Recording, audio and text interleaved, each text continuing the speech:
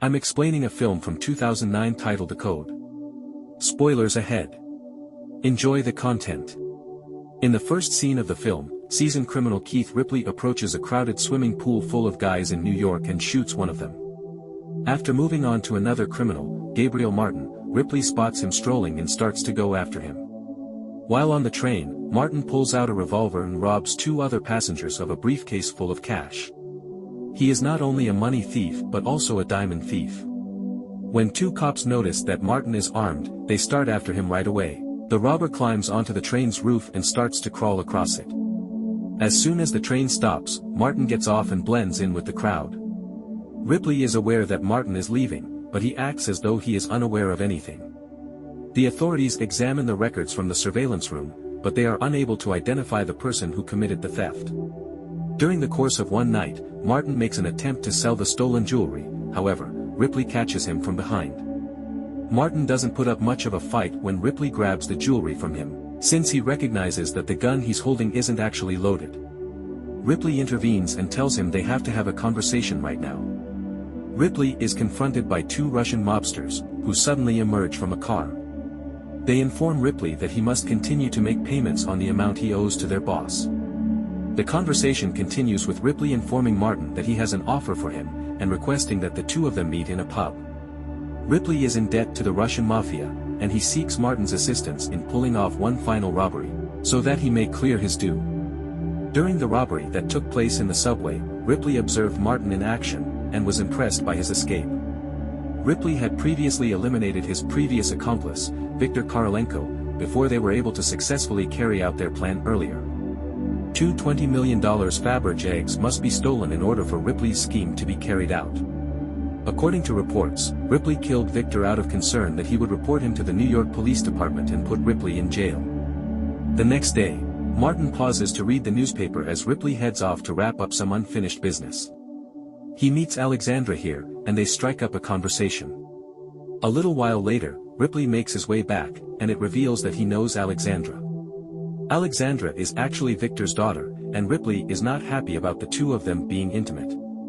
The Russian mob Romanovs owns a museum, which is the target of Martin's explanation of the plot by Ripley. The gang smuggles Russian treasures into the country, and bribes the NYPD with large donations and expensive equipment. As they take a walk, Ripley explains that he wants to steal those treasures not just for the money, but for a caprice of his own. He is convinced he was born to steal and wants to die doing it. He presents Martin with a rare coin as a token of their newfound business partnership. The next day, Martin brings a bunch of flowers to Alexandra's workplace as a surprise. He suggests that they meet up in a Russian club after work, but she is not readily convinced. After promising to wait for her, he walks off. Let's move on to Michaels, the newest officer in the police department, and Lieutenant Webben. Webben is certain that Ripley and Martin want to deprive the Romanovs of their wealth after learning that the stones that were stolen from the train belonged to Russian mobsters. Michael finds it hard to accept this since it would be like stepping into the unknown, yet inevitable death. Lieutenant Weber harbors a grudge against Ripley, and has spent the last 22 years of his career trying to bring Ripley to justice. However, he has never had sufficient evidence to bring charges against Ripley. Viktor had just agreed to be Ripley's best man when Ripley shot him.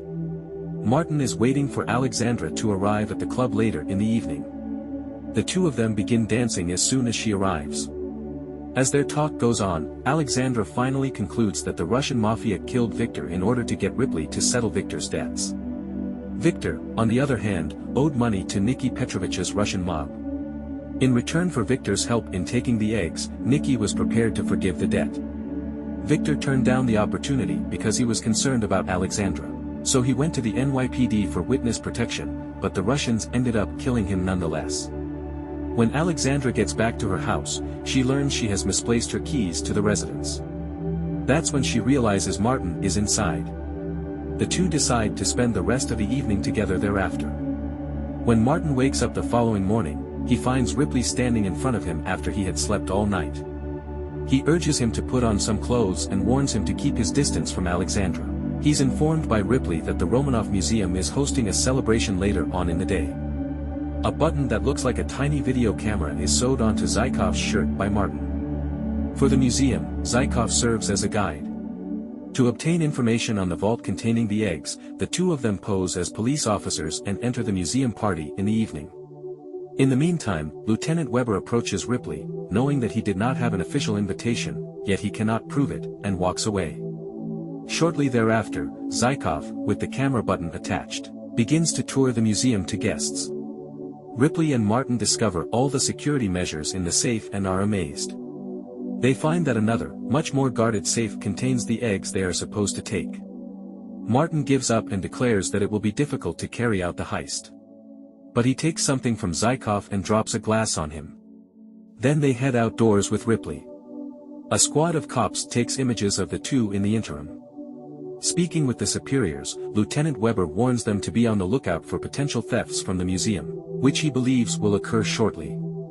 He is ignored by the detectives, though, who tell him they have other things on their minds. Ripley and Martin begin working on the strategy in the interim. In the gym, Martin manages to steal Zykov's handprint. Then they manage to steal the recording of Sergey's voice, which is another key component to open the safe. When Martin brings a cooked lunch to Alexandra one day, she protests because she doesn't like Chinese food. Still, each of them makes their own use of the time. Alexandra continues by saying that because he is a thief, she fears he may become like Victor. Martin questions Ripley about Victor's death when they meet later. They are forced to take the eggs because the Russian Mafia will not allow them to survive, Ripley tells him, explaining the circumstances. Anxious, the Russian Mafia, commanded by Nicky Petrovich, kidnaps Alexandra and demands that Ripley take the 2 Fabergé eggs from the Russian museum in order to return her to her. Nicky says the eggs belong to him, as they were made by his great-grandfather, and stolen from the Kremlin. Now that Alexandra is involved, Martin is determined to assist in the egg theft. When the heist starts one night, the two burrow behind a wall to get inside the museum. When a security guard reports hearing sounds, the others inform him that it's only subterranean labor. Burglars enter covertly and trigger an alert. When a guard checks and discovers nothing, he instructs them to silence the alarm. Not long later, the robbers disable it and steal the card that opens the doors. Furthermore, Martin has compromised the cameras, allowing the guards to view previously edited footage. The hostage-taken guard informs the others that this is all a joke at gunpoint. Martin and Ripley tie him up, and venture into the museum, while the other guards eat cake. Martin uses the imprint and Ripley the audio recording. Once they manage to open the safe, Martin crawls across the floor over a sort of cart, to avoid the security lasers.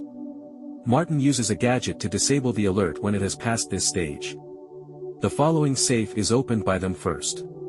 Lieutenant Weber discovers throughout this procedure that Ripley is the source of the alert at the museum. Martin discovers the package containing the eggs after figuring out the safe's code.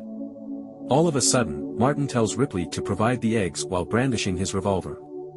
After disclosing that he is an undercover Miami police officer sent by Weber to apprehend Ripley, Martin locks Ripley in the vault. Police show up to the museum throughout this procedure. The security officers become aware that something is off. Martin tells the others to put down their guns and takes one prisoner. Subsequently, he manages to escape outside, just as the police are entering inside. Zykov and Sergey find Ripley in the safe, who offers them a deal. Martin informs Weber that he has fulfilled the deal, and now he must take the eggs to the Russian mobster, to free Alexandra. Following Alexandra's release, Martin is compelled to see Nicky. It has been discovered that the eggs that were removed from the safe are made of wood. When Martin shows up to the police station the following morning, Nicky has been picked up by the police, and they ask him to confirm that it is, in fact, him. However, it emerges that the guy they have in custody is not the same as the man Martin encountered, rather, the man he met was Victor, who staged his death with Ripley's help. It is revealed that before the police could examine the vault, Ripley had made his getaway, struck a deal with the Romanovs, and removed all of the contraband, including the eggs. This meant there is no evidence that anything has been stolen, and that Martin's testimony would be pointless, because his actions were kept out of the book, to prevent Ripley from finding out about them. Furthermore, Ripley had to depart since Martin is compromised by his friendship with Alexandra. At the bail hearing, Alexandra acted as his legal representative in court. Later, as she prepares to leave with Victor to meet an egg buyer, Ripley contacts Martin from the tarmac of the airport. Ripley admits to Victor that he and Martin had known Martin was a law enforcement official for the whole time they have been speaking. After that, Martin returns to New York to meet Alexandra, who made the decision to remain there, and she affirms that she truly loves him. Martin ultimately decides to become into a real thief. Thanks for watching. Like, share, comment, subscribe, and stay tuned for more.